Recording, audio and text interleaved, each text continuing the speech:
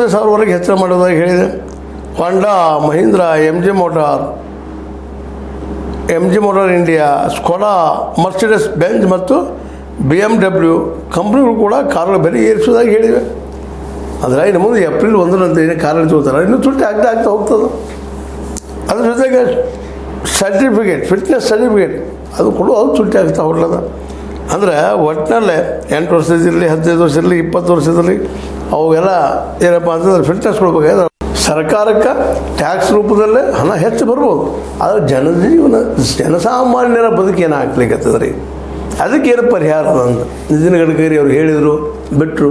ಮತ್ತು ಈ ವ್ಯಾಪಾರಿಗರು ಅವರು ತಿರುಗಿಡಿಸ್ಕೊಳ್ಳಿಕ್ಕೆ ಹೋಗೋದಿಲ್ಲ. ಯಾಕೆಂದರೆ ಅವ್ರು ಜನಸಾಮಾನ್ಯರು ಹಾಕಿ ತಗೊಂಡ್ಬಿಡ್ತಾರೆ ಅದನ್ನು ದುಡ್ಡನ್ನು. ಈಗ ಯಾರಿಗೆ ಹೊಡೆದು ಬೆಳಿಗತ್ತದಪ್ಪ ಅಂದ್ರೆ ಅಂದಂತ ದುಡಿದ ತಿನ್ನುವಂಥ ಜನರಿಗೆ ಹೊಡೆದು ಬೀಳ್ತಾ ಇದೆ.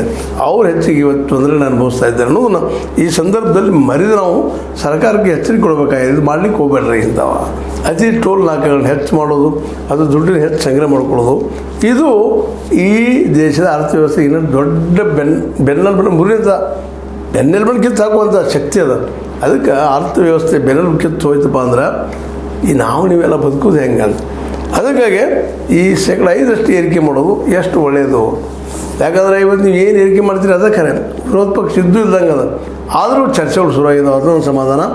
ಒಂದು ಸಮಾನಾಂತರವಾಗಿ ಒಂದು ವಿರೋಧ ಪಕ್ಷ ಅದಪ್ಪ ಅನ್ನೋದು ಸಮಾಧಾನ. ಆದರೂ ಇಂಥ ಘಟನೆಗಳಿಂದಾಗಿ ಏನಾಗಿಬಿಡ್ತದಪ್ಪ ಅಂದ್ರೆ ಇವರು ಸುಮ್ಮನೆ ಹೊರ ನಿಂತು ಒದರುವಂಥವ್ರು ಅಥವಾ ಹೇಳುವಂಥವ್ರು ಆಗ್ತಿರೋಣ, ಈ ವಿರೋಧ ಪಕ್ಷದವರು ಕಾರ್ಯಪಕ್ಷದವರು ಹಂಗೆ ಆಗೋದಿಲ್ಲ ಅನ್ನೋಂಥ ವಾತಾವರಣ ಅದ.